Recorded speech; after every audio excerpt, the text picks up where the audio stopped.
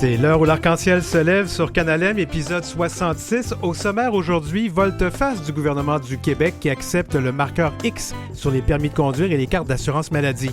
Hausse des incidents de haine anti-queer et anti-genre dans les écoles. Le chemsex, un fléau dans nos communautés. Femme, un drame musical qui traite d'identité de genre à Unitélé.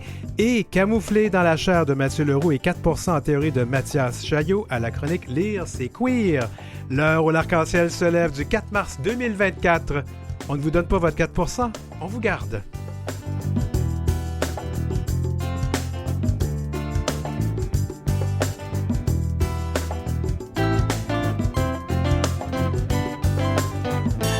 Vous écoutez L'heure où l'arc-en-ciel se lève avec Denis Martin Chabot. Bien, allô tout le monde. Devant le consensus dégagé et partagé par le Comité des sages, le gouvernement du Québec consent à ce que le marqueur X puisse maintenant être apposé sur les cartes d'assurance maladie et les permis de conduire, comme c'est déjà le cas pour les certificats de naissance et les autres documents délivrés par l'État civil. C'est ce que confirme la ministre responsable de la Famille, Nathalie Roy. Alors, c'est toute une volte-face de la part du gouvernement. Et pour en discuter, vous vous rappelez qu'à l'automne dernier, nous avions interviewé Alex Frédéric Mignot, elle-même une personne non-binaire qui avait fait la grève de la faim pour obtenir ce changement et nous l'accueillons à nouveau. Alors, bonjour Alex Frédéric. Bonjour Denis Martin. Quelle bonne nouvelle, alors ta réaction? Quel rebondissement également, ça m'a pris la journée de m'en remettre. Oui. Alors c'est moi qui te l'ai appris quand je t'ai envoyé le courriel ce matin, c'est ça? Oh non, j'étais debout à 4 heures du matin en espérant voir cette nouvelle-là, puis ça n'a pas changé le fait que j'y croyais pas là.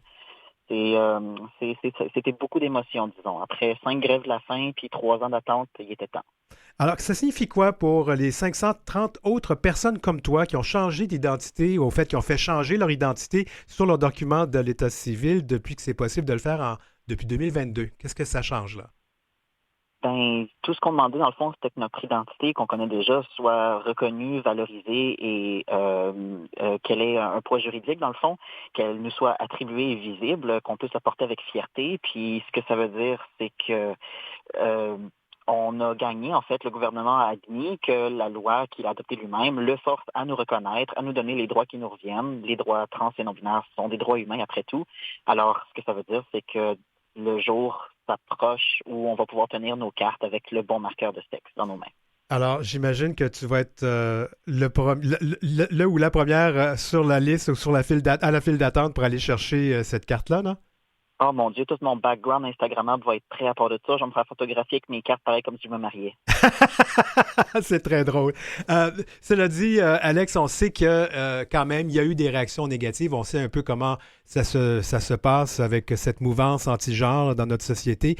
Comment tu as vécu ça, toi, ton combat que tu mènes depuis un bon bout, là, qui arrive à cette victoire aujourd'hui?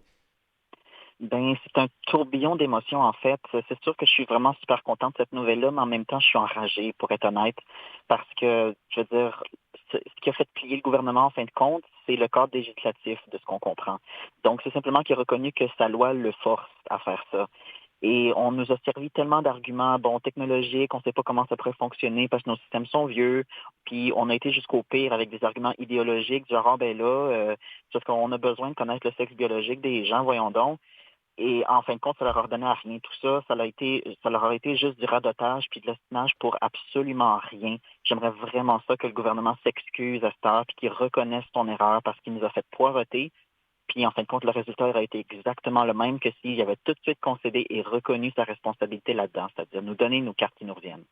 Là-dessus, Alex Frédéric Mignot, merci beaucoup d'avoir été avec nous. Merci à toi, au plaisir. Au plaisir.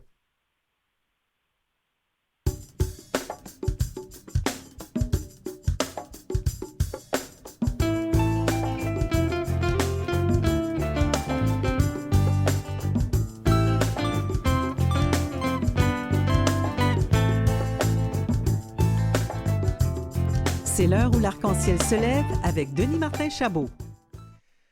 Des professeurs et des organismes LGBTQ+, déplorent une montée sans précédent des incidents homophobes et transphobes en milieu scolaire depuis 1 an. On commence à craindre pour la sécurité du personnel, notamment les enseignants et les enseignantes, et aussi celle des élèves. Un article publié dans le 24 heures la semaine dernière fait état de la situation et relate des exemples d'incidents homophobes ou transphobes assez déroutants. Et pour en discuter, on reçoit Marie Houzeau, directrice générale du GRI Montréal. Re-bienvenue à l'heure où l'arc-en-ciel se lève, Marie. Bonjour, merci de me recevoir. Alors, on utilise toujours les pronoms féminins. Absolument. D'accord. Alors, un petit rappel. Le GRI, c'est quoi? Donc, le GRI, Groupe de recherche et d'intervention sociale de Montréal, on fait ce qu'on appelle, nous, des interventions dans les écoles primaires et secondaires de Montréal pour faire de la démystification des réalités LGBTQ+. Alors, Marie, de quelle sorte d'incidents homophobes ou transphobes on parle ici? Est-ce qu'on a des exemples? Bien, en ce qui concerne les interventions du GRI, nous, ce qu'on voit surtout, c'est une augmentation des commentaires homophobes et transphobes dans nos questionnaires. Donc, je vous ai des groupes de recherche. Donc, on a aussi des questionnaires qui sont remplis par les jeunes à chaque fois qu'on les rencontre dans des ateliers, des questionnaires anonymes. Donc, ça facilite évidemment l'expression de toutes sortes de sujets. Et là, c'est clair qu'on voit une augmentation des prises de position et une légitimation des prises de position franchement homophobes et transphobes. Mais comment on peut expliquer cette montée-là de cette haine? C'est assez récent, il me semble, non? Mais nous, en fait, ce qu'on constate, c'est vraiment dans les 24 derniers mois, je dirais, que oui? ça a vraiment décollé, malheureusement. Ben, tu sais, dans le fond, l'école, c'est une mini-société, hein, donc ils sont perméables à ce qu'ils entendent autour. Et de façon générale, on voit dans les chroniques, dans les prises de parole publiques, sur les médias sociaux, sur les médias traditionnels aussi, de plus en plus de prises de position qui sont ouvertement homophobes et transphobes, qui remettent même en cause l'existence même des personnes trans, par exemple, des personnes non-binaires. Et les jeunes, ils entendent ça. Il y a aussi toute une remontée des mouvements masculinistes, et on sait que les mouvements masculinistes, forcément, ne sont pas très ouverts à nos réalités. Et des jeunes se font les émules de ces influenceurs-là, et on le sent dans les classes, oui.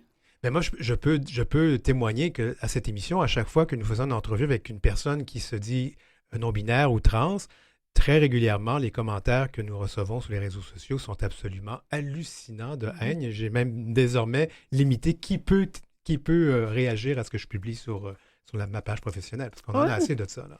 Ça ne me surprend pas. Et en fait, même vis-à-vis de l'homosexualité, les commentaires qu'on entendait beaucoup moins avant sur c'est contre nature, on a besoin d'un homme et d'une femme pour la reproduction, enfin des choses, je dis, mon Dieu, ça c'est vraiment des jeunes des années 2024.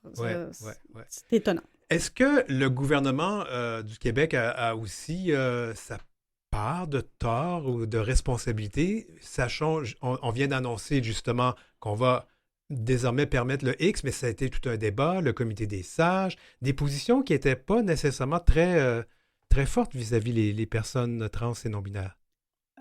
Certainement. Moi, je pense en fait que n'importe quelle personne en situation d'autorité et en situation de prise de parole qui n'utilise pas ces prises de parole pour mettre au clair sa vision des droits humains qui sont en fait les sujets dont on parle ici, hein, donc les droits des minorités LGBTQ, entre autres, perd une occasion et donc a une responsabilité, en fait, ça c'est sûr et certain. D'entretenir le flou sur ce qui est légitime ou pas, ça augmente la possibilité que des personnes rejoignent ce mouvement, puis donc expriment à ce moment-là leur opinion, puisque ça devient une question d'opinion. J'allais demander en quoi aussi ces manifestations qui ont eu lieu cet automne. Il y a beaucoup de manifestations assez violentes par moment contre les personnes trans. Est-ce que ça joue ça aussi dans ce qu'on voit dans les écoles maintenant?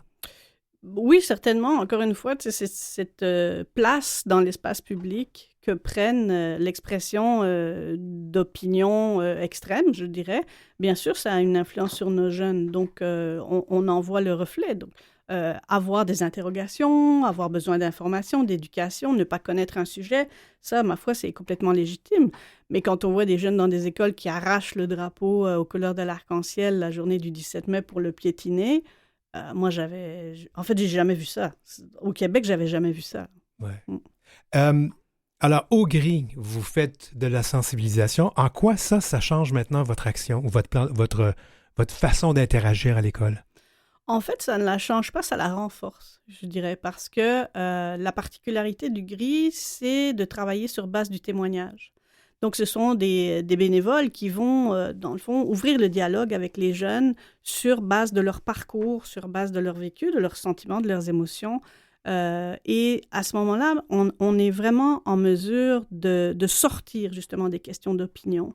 Ce que tu as vécu, ça n'est pas débattable. Hein. C'est voilà, la réaction de tes parents, comment tu t'es rendu compte de ta différence, comment tu as accepté ou pas dans les premiers temps. Donc, ce sont des questions qui ramènent en fait le sujet sur l'être humain. Et donc, nous, en fait, ça ne fait que renforcer notre vision que c'est la façon d'aborder ces questions-là pour ne pas qu'elles dérapent sur des questions de débat, en fait. Mais est-ce qu'il n'y a pas...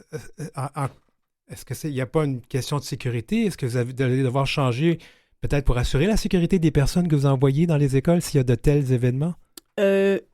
En fait, bon, nous, on n'a pas encore eu, et je touche du bois au moment où je te parle, ce genre d'événement-là. Nos bénévoles sont toujours 2. Ils sont toujours dans une classe sous la supervision, je dirais, d'un professeur ou d'une personne responsable. Donc, les moments où ils pourraient être victimes quand même de violences physiques, par exemple, je les imagine peu, mais c'est sûr qu'on reste attentif. Ouais. Maintenant, qu'est-ce qu'on peut faire pour améliorer cette situation-là? Prendre parole.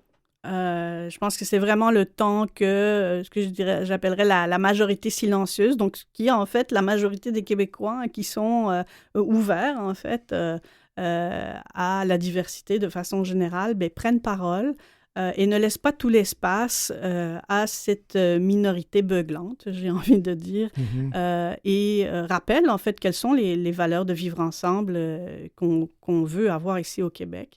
Donc oui, prenez parole, soyez ouverts, oui, mais soyez ouvertement ouverts, dites-le. Maintenant, pensons maintenant aux jeunes, parce que c'est vraiment eux que ça vise, les jeunes qui vivent ce qu'on appelle la dysphorie de genre, qui sont en questionnement et qui subissent ce genre d'événements-là. Comment ça peut jouer pour eux autres? Mais justement, donc en fait, c'est ça qui est vraiment très attristant, c'est que tous ces débats ont lieu comme si ces jeunes n'existaient pas. Mais ils sont là, ils existent, ils sont dans chaque classe du Québec, ils sont dans chaque école du Québec et ils entendent ces prises de position. Ils voient leurs leaders, que ce soit les leaders gouvernementaux ou les leaders dans les écoles, certaines fois, qui soit ne prennent pas position, soit prennent des positions des fois carrément à l'opposé de leur intérêt.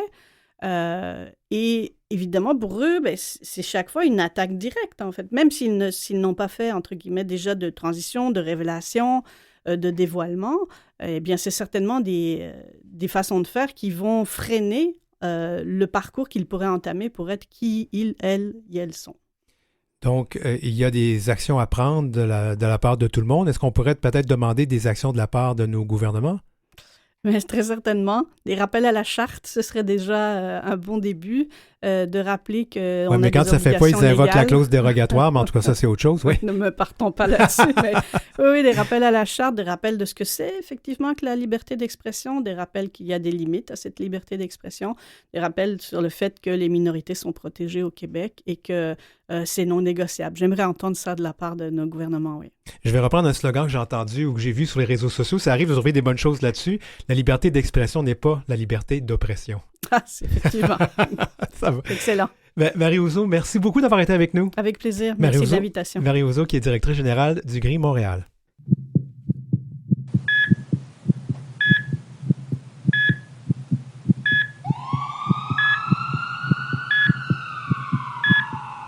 Aux petits soins.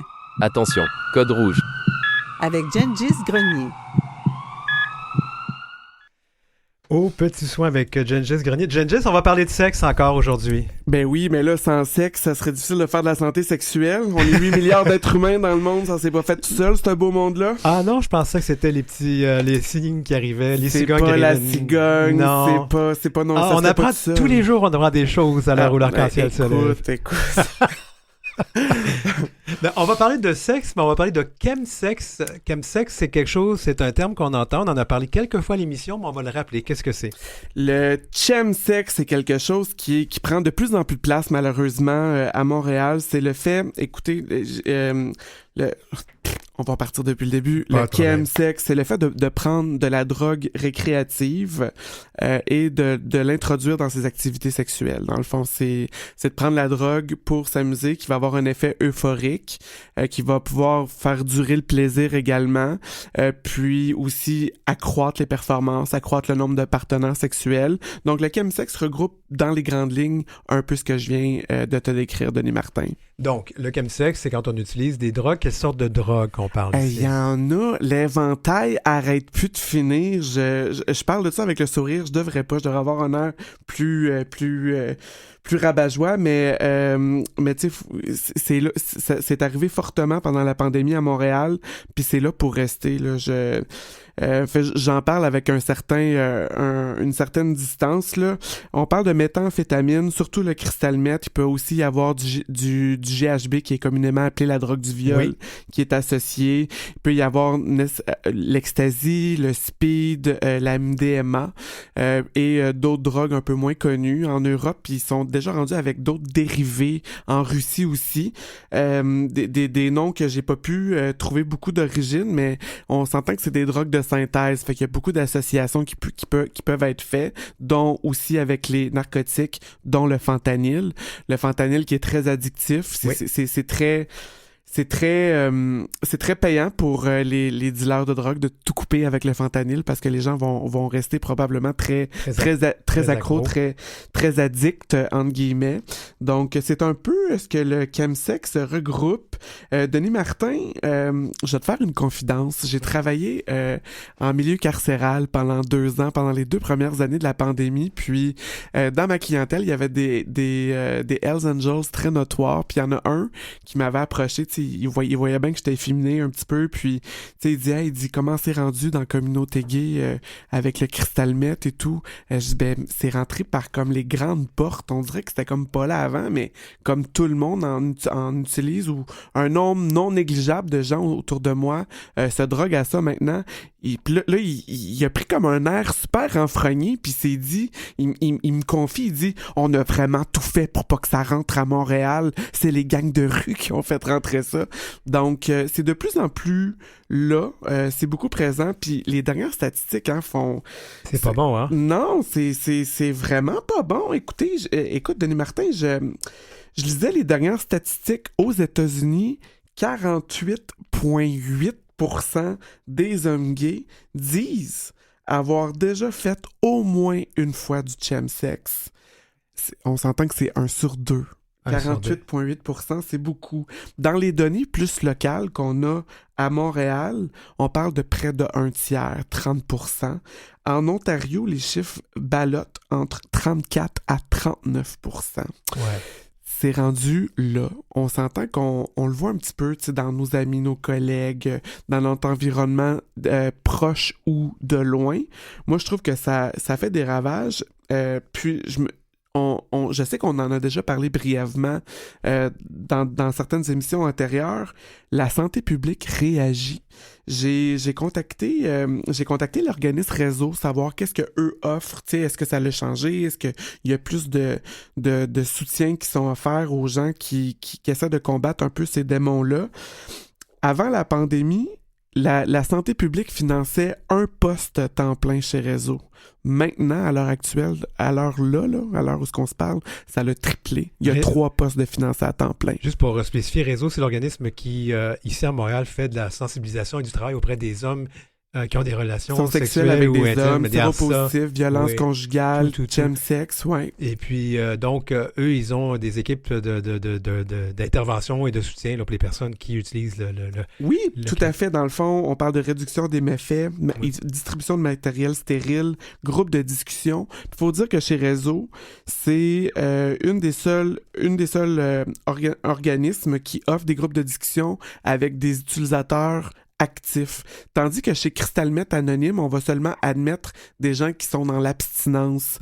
Puis apparemment, c'est l'un de leurs gros points forts. L'abstinence n'est pas un prérequis pour participer au groupe de discussion, ce qui peut aider les gens à faire le premier pas, en parler. Parce que, parlons du Cristal Meth, là, parce que je reconnais un petit peu là-dessus. Ça se fume, ça s'inhale, Ça se fume, ça s'inhale et ça s'injecte. ça s'injecte intraveineux et encore, ça s'administre même intrarectal. OK. Donc, il y a plusieurs oui, ce façons que de... les gens appellent communément le booty bump. Ah, ça se peut, j'avais oublié le terme. J'ai des bonnes connaissances dans les drogues, on dirait. Hein? Ben oui, mais tu sais, on est à Montréal, en plein centre-ville. Ouais. C'est comme un peu normal d'être un peu plus exposé. Oui, fait qu'il y a 4 façons de se l'administrer. Puis le cristalmètre, dans le fond, va, comme je te disais tantôt, c'est des propriétés un peu euphorisantes. Ça rend le... Ça permet à l'individu, apparemment, de, premièrement, être capable d'accroître ses performances sexuelles, mais aussi de contrecarrer un peu la faible estime de soi, de combattre un peu l'homophobie intériorisée, enlever permettre de se désinhiber, c'est aussi associé avec une grande incidence en santé mentale. Les statistiques tendent à démontrer que les utilisateurs de cristalmètre ont des problèmes de santé mentale également, ou une santé mentale fragile. Pardon, je vais me rectifier là-dessus. Une santé mentale fragile ou une image de soi qui est un peu perturbée. Fait que ça va un peu comme... Ça pallie un peu à ces formes de mal-être-là, où ce que la personne est capable d'expérimenter un peu sa vie sexuelle. Ouais. Le cristalmètre, on me dit que c'est une drogue qui ne coûte pas trop cher et c'est peut-être pour ça qu'elle est populaire auprès des populations aussi. J'ai essayé de m'en procurer, mais personne veut m'en vendre. Je sais pas combien qu'on peut acheter ça. On me dit que c'est pas la drogue la plus... On dit que c'est moins cher que la cocaïne. On dit que c'est quand même plus cher que de la marijuana aussi. J'aurais de la misère à le chiffrer. J'ai pas...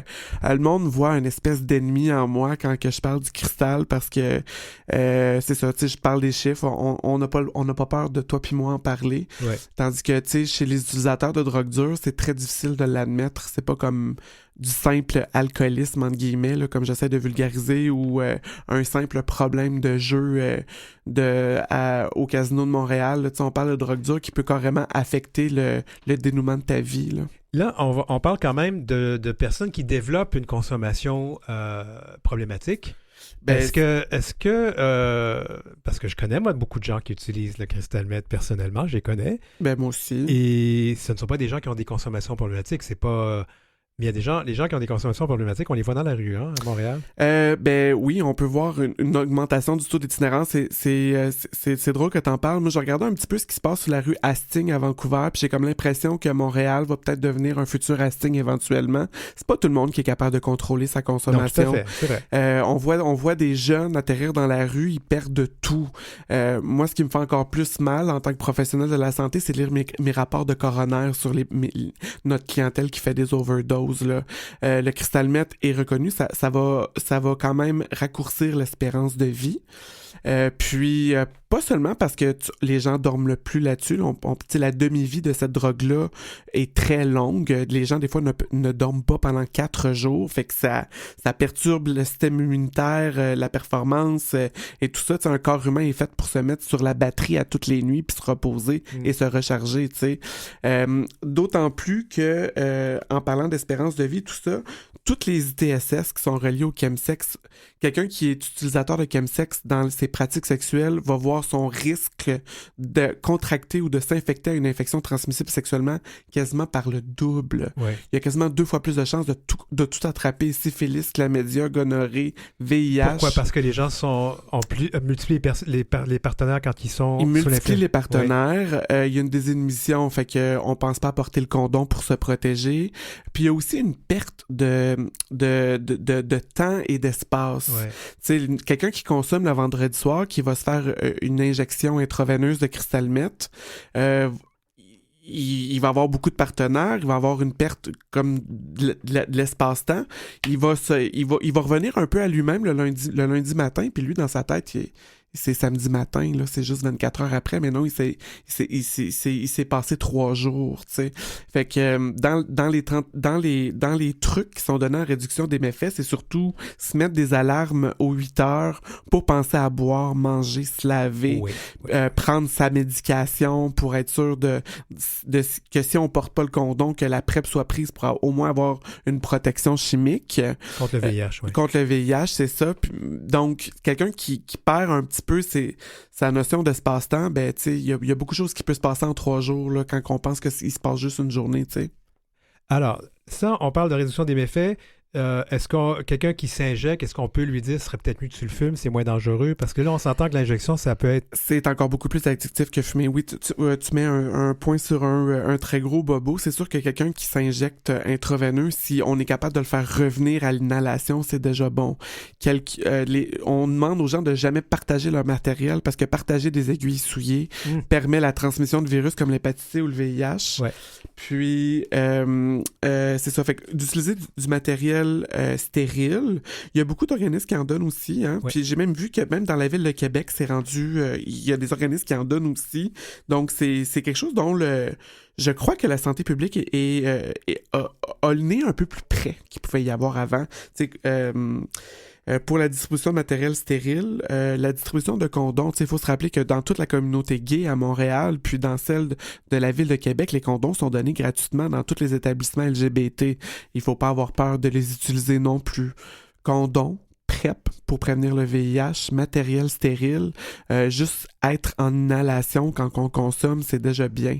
Parce que s'injecter de la méthamphétamine intraveineux, là, c'est comme partir en road trip toute une fin de semaine à New York. Là. Puis il faut être capable de s'injecter aussi. Il y a des gens qui se trompent. Ah mon Dieu, si tu voyais les bras des fois que je vois, oui, non, c'est ça. Si on peut se retrouver à l'hôpital. Là. Oui, si on désinfecte pas comme il faut, puis qu'on manque une veine, il peut avoir un risque de cellulite, puis un choc septique, il peut avoir de la nécrose, il peut avoir plein de problèmes de santé qui peuvent s'y rattacher. C'est assez terrible. On en voit de toutes les couleurs en ce moment.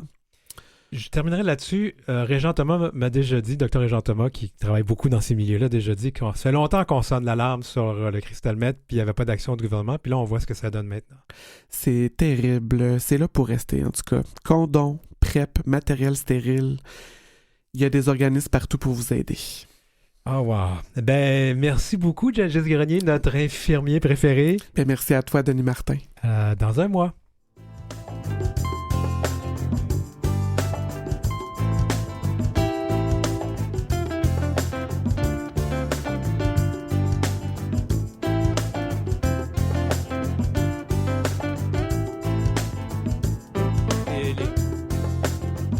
C'est l'heure où l'arc-en-ciel se lève qui se poursuit. On va faire une petite pause de 2 minutes. Je vous rappelle que pour nous suivre sur les réseaux sociaux, même si on n'aime pas Meta, on est quand même là-dessus. Hein? Meta qui diffuse rien d'autre que pas grand-chose, pas des vraies nouvelles, hein, parce qu'on bloque les vrais articles de journaux. Mais cela dit, on peut nous joindre, on peut nous voir sur Instagram en suivant Denis Martin Chabot, auteur, sur Facebook et Instagram.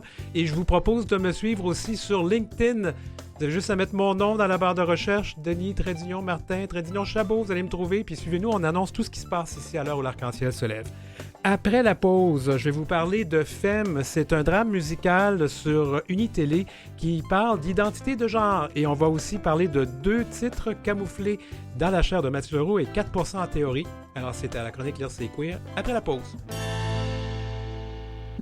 L'heure où l'arc-en-ciel se lève, avec Denis Martin Chabot. Dans cette deuxième partie, on va parler de Camoufler dans la chair de Mathieu Leroux et 4% en théorie de Mathias Chaillot à la chronique Lire c'est queer. Mais avant, on parle de Femme, une émission de télé qui a pour thème central l'identité de genre.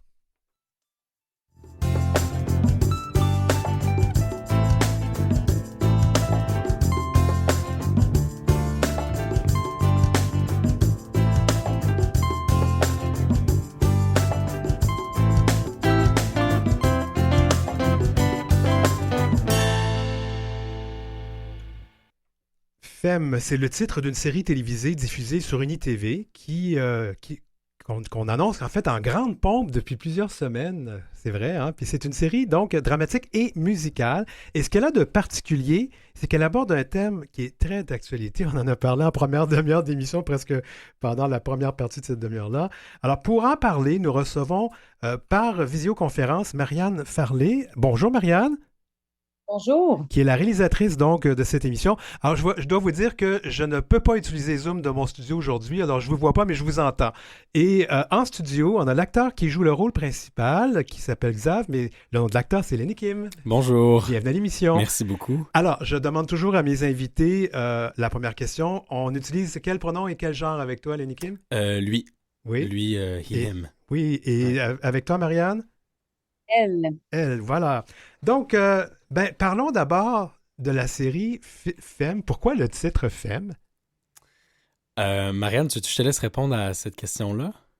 Ben oui, je ne peux pas vous voir, hein, fait que on pourra pas utiliser le langage non verbal. Tout à fait. Oui. Ben, en fait, femme, ça vient ça vient de féminin. Mhm, Euh, une expression qui est souvent utilisée de façon soit positive, mais souvent péjorative aussi dans le milieu queer. mhm.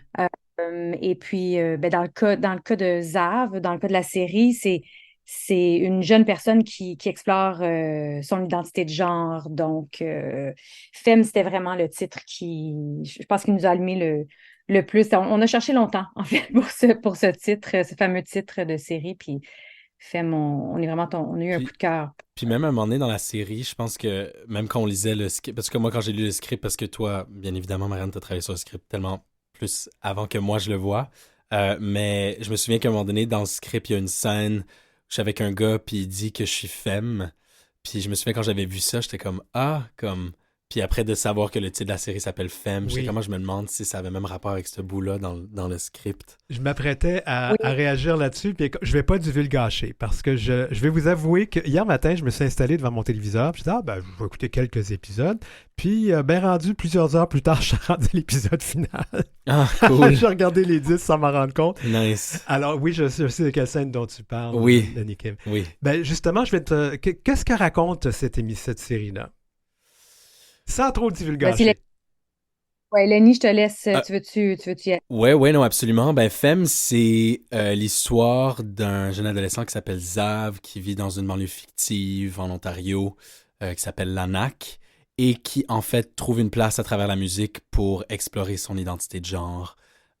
Puis, ben, il va y avoir des répercussions avec sa famille. Il va commencer à faire de la musique en ligne aussi, à mettre la musique qu'elle produit en ligne.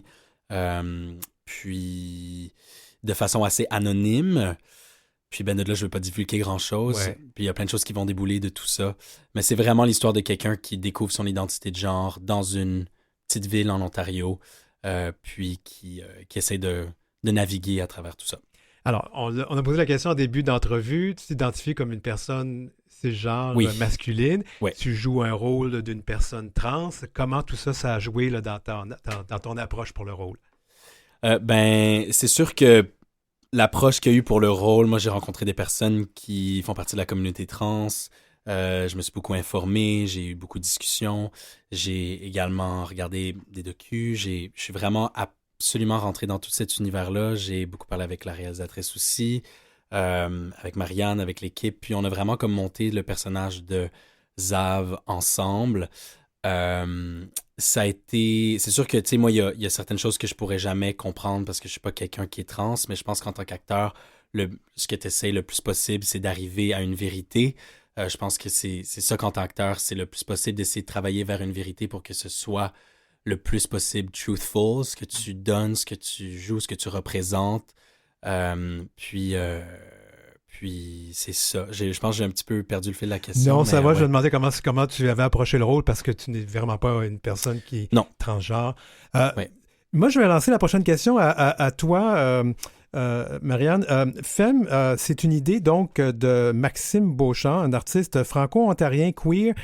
Alors là, on a décidé de faire la série aussi en Ontario. Comment tout ça, ça joue? C'est quand même assez intéressant que ça se passe pas au Québec, là, ça se passe dans une petite ville en Ontario, là. Ben oui, ben, et c'était quand même un pas pire défi, hein, parce que c'est une série qui est quand même faite avec des moyens modestes, comme pas mal tout ce qu'on fait au Québec. Mais on Mais, réussit quand même très bien, j'avoue, là. ben, merci beaucoup, mais ça a quand même été un défi de plus. C'est que c'est une série qui remportait beaucoup. Il y avait beaucoup de défis pour cette série-là. Il y avait justement bon, la thématique, bien entendu, mais il y avait de la musique. On a fait il y a de la musique originale. Tu sais, vous l'avez dit tantôt, ça reste un drame musical. Donc, la musique est un peu partout dans la série.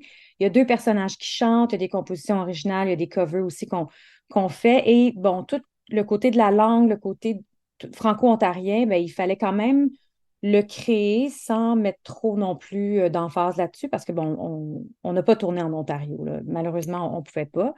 Ça aurait été beaucoup plus simple, en fait. Mais je pense que pour Max, c'était très important. Lui vient d'un petit village franco-ontarien. Étrangement, moi, mes deux parents viennent aussi de l'Ontario. Tu sais, je pense qu'on est tous un peu des Franglais aussi, dans même Lenny, tu sais, Max, Mhm. moi, et tous un peu dans cette mixité-là de culture et de langue. Moi, je trouvais ça vraiment le fun de pouvoir explorer ça, puis je trouve que ça ajoute une couleur particulière à la proposition.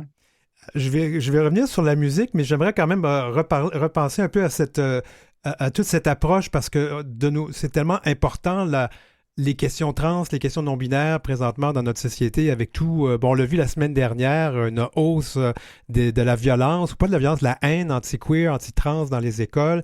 Voici donc une série qui aborde la thématique d'une façon quand même très positive. C'était important ça pour toi, Marianne, et pour Maxime peut-être? Absolument, absolument. Tu sais, on vit tellement dans une ère de grande polarisation. Il y a beaucoup de campagnes de désinformation en ce moment par rapport Mhm. à la transidentité et par rapport à la non-binarité. On a tu sais, on a le Parti conservateur aussi au Canada qui l'a dit, là, il y a un projet de loi qui rendrait criminel les soins de santé d'affirmation de genre pour un mineur s'il venait à être élu. Tu sais, on recule énormément en ce moment. Aux États-Unis, on le voit clairement depuis plusieurs années. Puis ça s'en vient au Canada. C'est très inquiétant. Moi, je trouve ça, de plus en plus de manifestations anti-trans. Je trouve ça très inquiétant. Puis pour moi, c'était vraiment important de montrer que derrière cette polarité-là, derrière tous ces débats, il y a des humains, des personnes, des gens qui vivent des choses vraiment pas faciles et, je- Mhm. et pas seulement par leur transidentité non plus. Donc, je pense que c'est une série qui est un peu un cri de cœur à l'empathie, à la compassion, puis à voir aussi à quel point, entre êtres humains, on se ressemble beaucoup plus qu'on ne se ressemble pas. Tu sais, Mhm. je- je- en tout cas, je pense que c'est important d'humaniser ces enjeux-là aussi. Ouais, je trouve ça tellement intéressant ce que tu dis, Marianne, parce que c'est ça aussi qui est le fun avec Femme, puis avec le personnage de Zav, puis tout ça, c'est que aussi, tu sais, dans Femme, on explore absolument l'identité de genre, puis tout ça, puis la transidentité, mais aussi, tu sais, on montre aussi que la transidentité n'est qu'une partie d'une personne, puis Oui. c'est pas que ça, tu sais, Zav n'est pas que ça, Zav est tellement de choses, Zav, c'est un humain qui est habité par beaucoup, beaucoup de différentes choses, puis je trouve que c'est ça qui est vraiment intéressant dans la série, c'est qu'on aborde ça, puis qu'on amène ça, puis qu'on en parle, puis qu'on montre tout ça, mais en même temps qu'on montre toute l'autre facette de Zav qui est habitée par tellement de choses dans sa vie au quotidien, tu sais, qui est une artiste, qui est toutes ses relations interpersonnelles qu'il a avec sa famille, avec ses amis, on rentre là-dedans, tu sais, puis c'est sûr que la transidentité, puis tout ça, on touche à ça, mais anyway, c'est ça, je faisais juste bounce off de ce que tu disais parce que je trouvais ça vraiment intéressant. Ben Euh, oui, Puis moi, des- j'ajouterais quand même, là-dessus, s'il me reste 3 minutes, mais je vais quand même j'ajouterais qu'il y a vous avez fait appel à deux personnes consultantes, Sacha Baga et Trani Winters. En fait, Trana, ouais. Trana Winters, excuse-moi. Sacha Baga joue même dans la série. absolument. Sacha Ouais, joue dans la série. C'était tellement fun de jouer avec Sacha en plus. ouais. Hmm. Ouais. La Deux musique, femmes. oui. Ouais. Oui, je t'écoute, vas-y, Marianne, oui. Non, je voulais juste dire que Sacha Bagai et Trana Winter ont beaucoup aiguillé en développement la production. Les deux ont été là aussi. Tu sais, moi, je les ai rencontrés à plusieurs reprises. C'est vraiment des femmes extrêmement inspirantes. Puis c'est ça. C'est tout ce que je voulais rajouter. J'aimerais ça vous ramener à la musique parce qu'elle est omniprésente, la musique, la Oui, danse. euh, c'est quelque chose qui a fait ça pogne beaucoup. Ça pogne même chez les vieux, j'ai aimé ça, non? Mais cela dit, c'est tout le monde. oui. Donc, on a choisi un artiste qui s'est chanté pour être capable de faire ce rôle-là. Ben absolument, absolument. C'est ce que ça prenait. Bon, bien entendu, il fallait que ce soit quelqu'un qui puisse jouer avec brio parce qu'il y a quand même, ce personnage-là vit de grandes émotions. Mhm. Et je veux dire, Lenny porte la série sur les épaules, là, littéralement. Ça prenait quelqu'un qui était un performer, ça prenait quelqu'un qui était capable de d'être une star. Tu sais, je veux dire, le personnage de Zav, faut qu'on sente que cette jeune personne-là peut devenir une star. C'est quelqu'un qui a du talent, c'est quelqu'un qui a une présence particulière, c'est quelqu'un qui est unique. Ouais. Et donc, c'est sûr que Lenny, avec son background de chanteur, pour nous, c'était vraiment le choix évident. Ben oui, parce qu'il Et faut dire que Lenny, on va te faire rougir, mais Lenny a une Mhm. grande carrière en France. T'as été très connu là-bas. Oui, ben j'ai fait. Ben c'est sûr que moi j'ai vraiment grandi en France là, pendant mon adolescence aussi. J'ai passé beaucoup de temps là-bas pour la musique, puis pour le cinéma aussi. Mais oui, j'ai passé 4 ans là, de mon adolescence facile en France Parce pour que, la musique. Ouais. oui, parce que moi je disais que t'es une vedette là-bas. Ben écoute, Avec, si on peut appeler ça de même. je te fais rougir. Oui, excuse-moi Marianne, on t'a pas entendu. J'ai dit Lenny, c'est la personne la plus humble au monde, fait que Toi c'est ça. aussi, pas mal. Ah, c'est quoi justement, j'aimerais, il nous reste encore quelques minutes.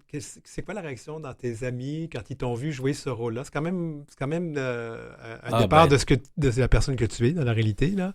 ouais, mais ben non, mais tout le monde aime beaucoup la série. C'est ça que je trouve le fun, moi, depuis que la série est sortie. Puis même quand il y avait eu l'avant-première, puis tout ça, puis tout le monde qui nous sont venus ont comme vraiment aimé le show. Puis les retours ont été super bons. Fait que ça fait vraiment plaisir de voir que je pense qu'on a réussi un peu d'une certaine manière là, ce qu'on avait à proposer. Puis de voir la réaction du monde, ça fait vraiment chaud au cœur parce qu'on a tellement mis d'énergie, puis d'amour, on s'est tellement investi dans cette émission-là que de voir la réaction positive du monde, puis le bel accueil, puis tout ça, je voulais dire, c'est vraiment le fun. Puis moi, j'ai vu dans mes amis, tu sais, comme moi, tous mes amis m'ont dit qu'ils ont bingé le show aussi, comme en les 10 épisodes d'une shot. Puis, C'est le terme, j'ai bingé le show dimanche. bingé le show, oui. Rapidement, est-ce qu'il y a une suite à cette série-là qui s'en vient? On espère, on a les doigts croisés, les orteils et tout le reste, Mhm. on espère vraiment qu'il y aura un FEM 2. Ouais. On devrait avoir des nouvelles rapidement, Puis j'espère. on Ouais. s'attend aussi à ce que ça soit diffusé ailleurs dans le monde aussi, hein? Ben, ça aussi, on le souhaite. C'est comme Lenny disait, c'est une série qu'on a fait avec beaucoup d'amour. On espère que ça va ouvrir les mentalités un peu, mais en même temps, c'est pas un show qui est moralisateur, mais je pense que c'est un show qui fait du bien. Puis on espère qu'il va y avoir le plus de gens possible qui vont pouvoir Ouais. en profiter pour Ouais. Mais, le voir. mais Marianne Farley, réalisatrice, et Lenny Kim, acteur, merci beaucoup d'avoir été avec nous. Je vous rappelle que Femme est diffusé sur UniTV. Vous pouvez trouver ça sur UniTV, je pense que c'est .com, quelque chose du genre. En tout cas, vous allez le trouver en googlant, comme on dit. TV5uni.ca. tv5uni.ca. Puis faites pas comme moi. Moi, j'écoutais ça, j'ai bingé, comme il a dit. Peut-être que ça vaudrait la peine de prendre le temps et d'écouter un épisode à la fois. Ouais. Merci beaucoup, tout le monde. Merci beaucoup. Merci.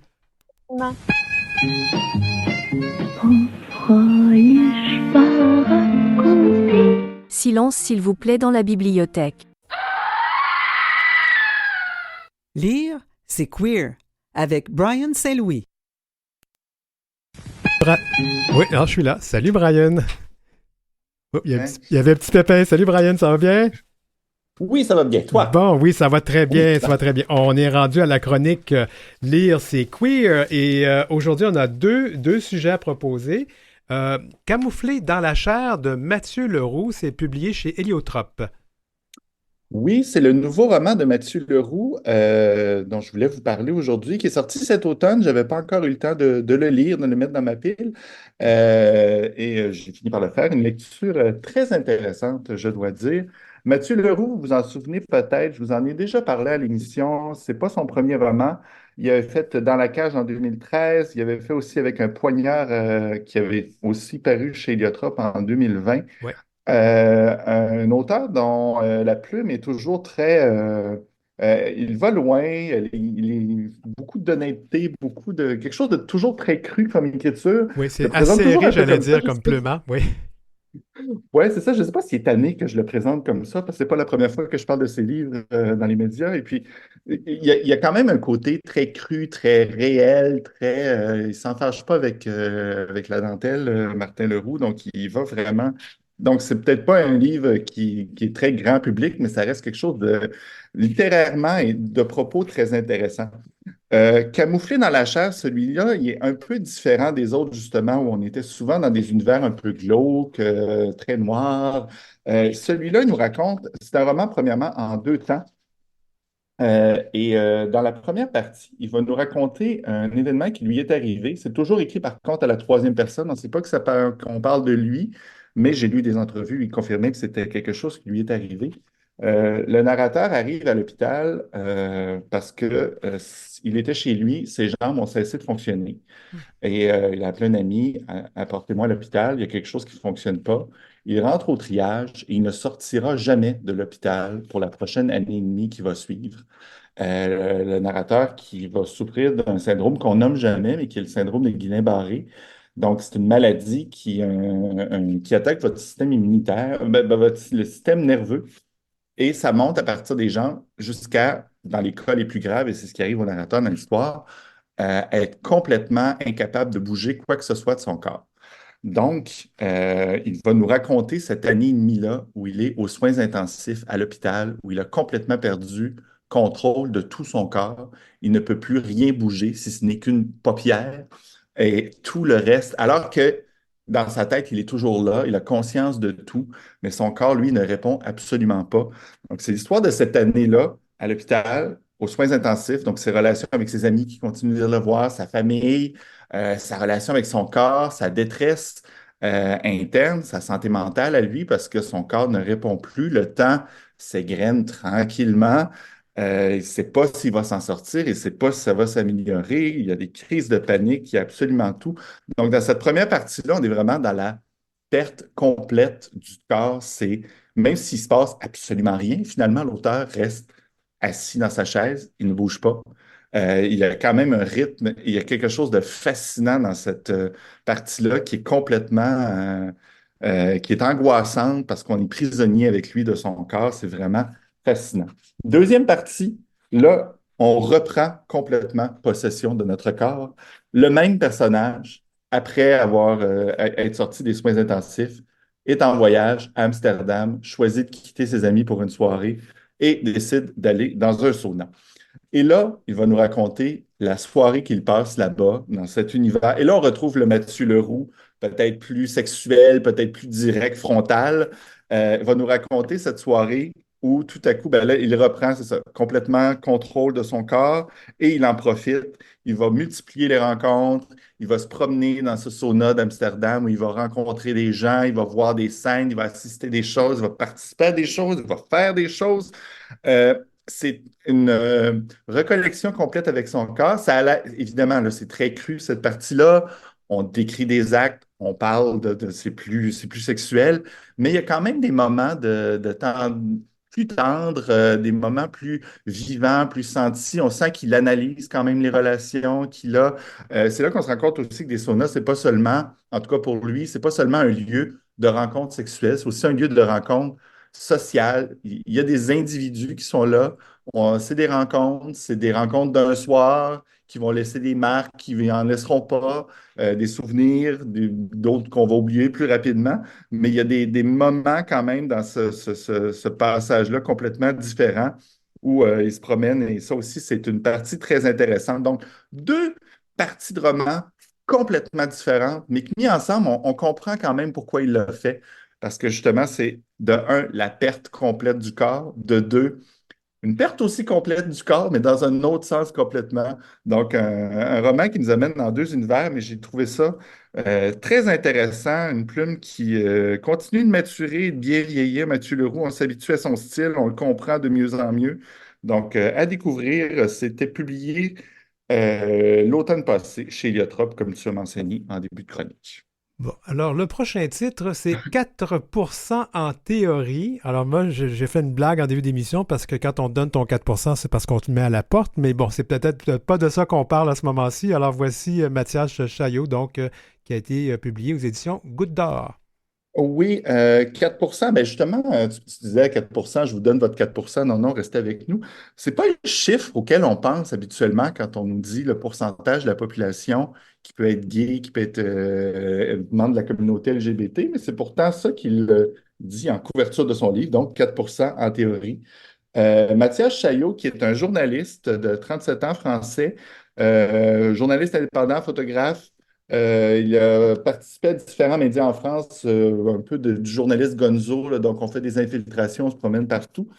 Et lui, cet essai, revient sur une question qui le turlupine depuis longtemps. Il se demande euh, pourquoi on est gay. Donc, c'est une question qu'on peut avoir eue dans notre vie, à se demander mais pourquoi on l'est, pourquoi on ne l'est pas, comment on le devient.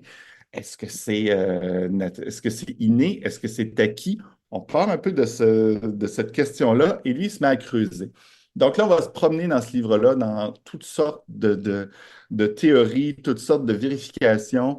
On va aller dans vraiment de la science plus dure, là. Est-ce que c'est une zone du cerveau qui est concernée? Est-ce que c'est des hormones qui vont être relâchées par notre mère pendant qu'elle est enceinte, puis qui va créer, entre guillemets, l'homosexualité chez son enfant?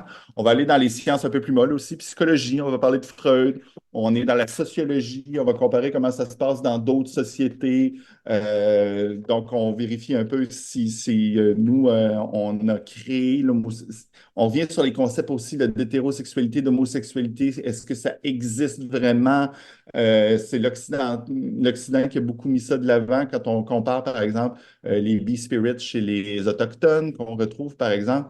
On parle aussi d'un troisième sexe qui existe aux îles Samoa, des Faafines ça s'appelle, c'est comme une partie de la population qui a un rôle très précis dans la société. C'est des hommes, justement, plus efféminés, mais qui deviennent des mononcles, qui vont s'occuper des enfants, leur apprendre des choses. Donc, on se promène un peu dans cette sociologie-là. On se continue, on s'en va aussi dans la zoologie. On va parler d'homosexualité chez les animaux. On va parler d'histoire, des moments où l'homosexualité était plus ou moins acceptée. Et là, donc on continue aussi sur la construction sociale, l'homosexualité. Au final, on se promène beaucoup dans ce livre-là. Est-ce qu'on répond à la question? Ben, pas tant, mais on ouvre beaucoup, beaucoup de portes et on parle, on n'a pas beaucoup de réponses, mais on ouvre des portes pour savoir qu'est-ce que ça pourrait être justement, là. Donc, on se promène dans les différentes théories, les différentes choses qui ont été analysées. Conclusion très scientifique, souvent, on a des corrélations qui existent, mais pas vraiment de vraies preuves que ce serait ça ou ça ou ça qui explique comment on devient homosexuel. Euh, ce qu'on, une chose qui fait bien aussi dans le livre, c'est de nous faire poser justement ces questions-là, de considérer plusieurs angles, mais il nous fait aussi remarquer que si on trouvait un gène sur l'homosexualité, par exemple, si on trouvait une action précise qui fait qu'on devient gay, ben à ce moment-là, ça pourrait être dangereux parce qu'il y a beaucoup de groupes conservateurs qui s'intéressent à ça en se disant, ah ben si on peut préciser de quelle façon on devient gay, c'est que c'est une façon dont on pourrait guérir l'homosexualité finalement. Et quand je vous disais aussi qu'on parlait d'histoire, on parle d'expériences qu'il y a eu dans le passé justement pour tenter de guérir l'homosexualité. Là, ça va dans la lobotomie, des électrochocs, de la castration chimique.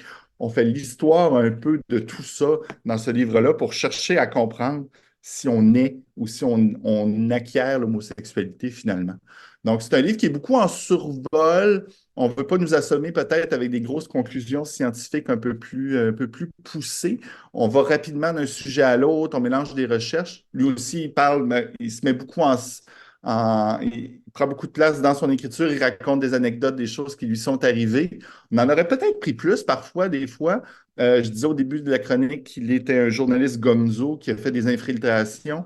Entre autres, lui, il est allé en Pologne. Il a infiltré une thérapie de conversion en Pologne dans un groupe catholique. Il va quand même assez rapidement sur ce sujet-là. On en aurait pris un peu plus pour savoir comment ça se passe, qu'est-ce qu'ils font. Mais donc, c'est une lecture sympathique, mêlée d'anecdotes. Comme je le disais, là, c'est un beau tour d'horizon, mais peut-être qu'il ne faut pas le considérer comme étant excessivement exhaustif, malgré une bibliographie là, très généreuse à la fin. On voit qu'il a quand même fait ses recherches. Mais c'est ça, c'est que c'est une question au final qu'on n'arrive pas vraiment à élucider comment on devient gay. C'est ce qu'on comprend quand même assez rapidement là, dans la lecture de ce livre-là. Ben, en fait, c'est toujours une drôle de question, comment on devient gay. Tu sais, moi, j'ai toujours dit aux gens, je suis venu au monde comme ça, mais on n'a jamais trouvé de gène. En fait, il y a beaucoup de recherches qui se font, mais on n'a jamais trouvé de gène. Puis c'est vrai qu'à la longue, on se dit que ce serait peut-être la nouvelle thérapie de conversion si on pouvait trouver le gène qui cause l'homosexualité, n'est-ce pas? Ben, c'est ça. Puis, mais justement, cette question-là, il dit, ben, moi, il parle à ses amis tout le long en leur disant, je me questionne là-dessus. Puis tout le monde a dit, ben, voyons, pourquoi? Puis, tu sais, on voit qu'il y en a que ça intéresse comme sujet, d'autres que pour qui c'est pas une question importante. Donc, dépendamment d'où on se place Mais reste que la question peut se poser, pourquoi on devient? Puis là, il va donner des exemples, par exemple, de famille, des frères, des jumeaux, par exemple, des jumeaux identiques. Pourquoi parfois les deux, s'ils partagent le même bagage, la même famille, les mêmes gènes, pourquoi il y a parfois des jumeaux identiques qui ne sont pas gays tous les deux, alors que parfois, des fois, ils le sont? C'est un ensemble de facteurs. C'est ce qu'on va comprendre au final. Mais oui, c'est le côté un peu plus noir là, qui peut être angoissant dans ce livre-là, justement, de comprendre que si on ciblait trop, oui, puis certains pourraient en tirer avantage, pas nécessairement de la bonne façon, justement. Là. Ben, Brian Saint-Louis, c'est toujours intéressant. On se reparle le mois prochain. Oui, à la prochaine. Parfait, au revoir.